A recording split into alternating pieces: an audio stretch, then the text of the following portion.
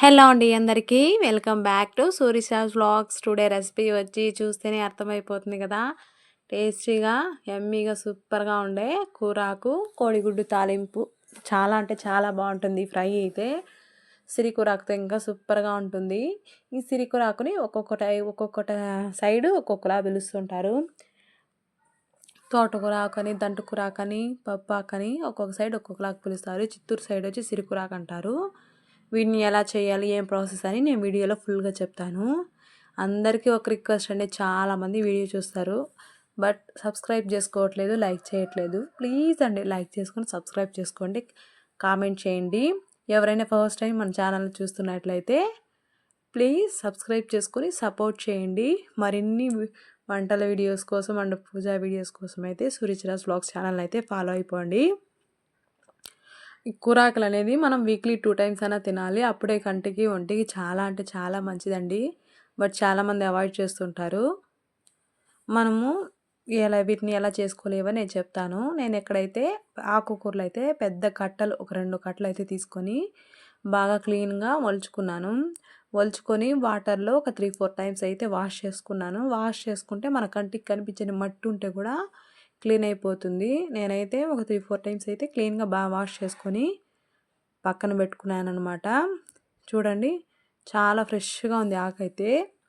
సంత నుంచి తీసుకొచ్చినాను ఫ్రైడే రోజైతే.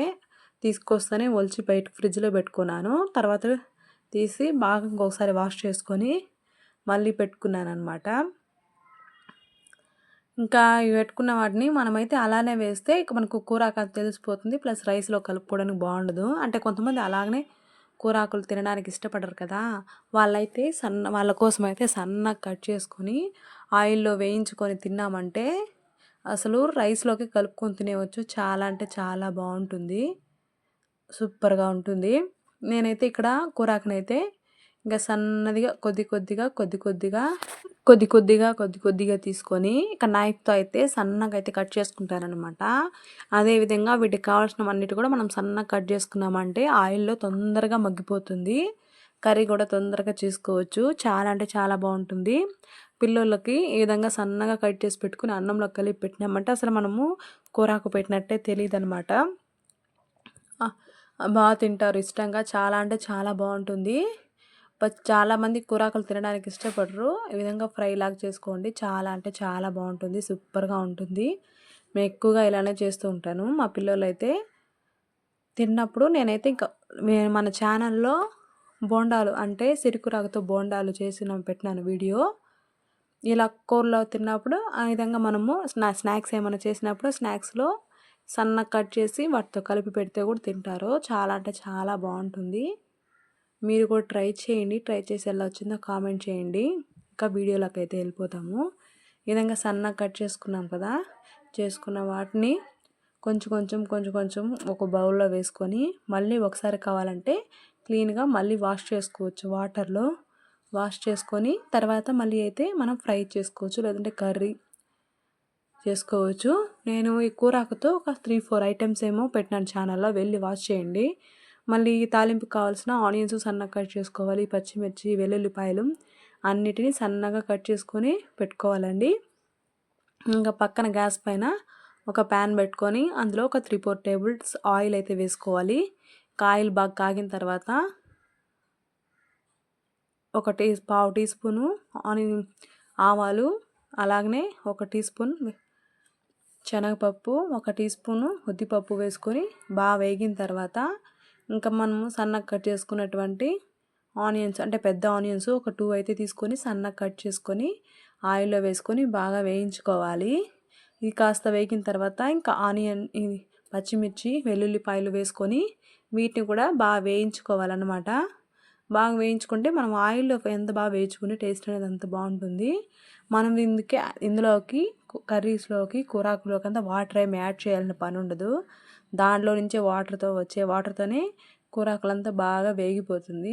కాస్త వేగిన తర్వాత కరివేపాకు వేసుకొని వాటిని కూడా బాగా వేగనివ్వాలి. ఇంకా వేగిన తర్వాత లైట్ కొద్దిగా కలర్ మారిన తర్వాత వేగించుకోవాలి. వేగిన తర్వాత మనం సన్నగా కట్ చేసుకున్నాం కదా, ఆ కూరాకును అయితే అందులోకి వేసుకొని వాటిని అయితే బాగా కలుపుకోవాలన్నమాట. బాగా కలుపుకొని మూత పెట్టుకొని కలుపుకోవచ్చు, లేదంటే మూత పెట్టుకోకుండా కూడా కలుపుకోవచ్చు. మనం సన్నగా కట్ చేసుకునేందువల్ల తొందరగా మగ్గిపోతుంది కూరాకు అనేది. ఎక్కువ టైం ఏం పట్టదు, 2 మినిట్స్ మహా అంటే 5 మినిట్స్ అంతే. కూరాకులకంతా తొందరగా అంటే తొందరగా మగ్గిపోతుంది. చూడండి, అందులోంచి వచ్చే వాటర్తోనే అదైతే ఇది వేగిపోతుంది అనమాట. మనము ఆకుకూరలు వేసిన వెంటనే సాల్ట్ అనేది వేసుకుంటే అప్పుడు ఎక్కువగా అనిపిస్తుంది, ఆకుకూరలు కాబట్టి ఎక్కువ వేస్తాము. అలా కాకుండా అది 50-60% వేగిన తర్వాత వేసుకోండి, వాటికి సరిపోయేంత. అప్పుడైతే మనకు కరెక్ట్గా ఉంటుంది. ఫస్ట్లో వేసినప్పుడైతే మనకు ఎక్కువగా వేస్తాము, ఉప్పు ఎక్కువ అయిపోతుంది, సాల్ట్ మరి తినలేము. అందువల్లే అవంతా బాగా వేగిన తర్వాత వేసుకోండి. ఇంకా బాగా వేగిపోయి ఆయిల్ పైకి తేలే టైంలో ఇంకా గుడ్లు ఒక 2 గుడ్లు అయితే వేసుకొని పగలగొట్టుకొని, అంటే వీడియో క్లిప్లో చూపిస్తున్నాం కదా ఆ విధంగా ఒక సైడ్కి అయితే కూరాకం జరుపుకొని ఇంకో సగంలో ఎగ్స్ పగలగొట్టుకొని వాటిని బాగా బీట్ చేసుకోవాలి. బాగా బీట్ చేసుకొని ఇందులో మనకంటే లైట్గా ఉప్పు అయితే యాడ్ చేసుకోవచ్చు, లేదనుకుంటే ఆ కూరాకులోకి వీటిని బాగా వేయించుకొని కూరాకులోకి కలుపుకుంటే కూడా సరిపోతుంది.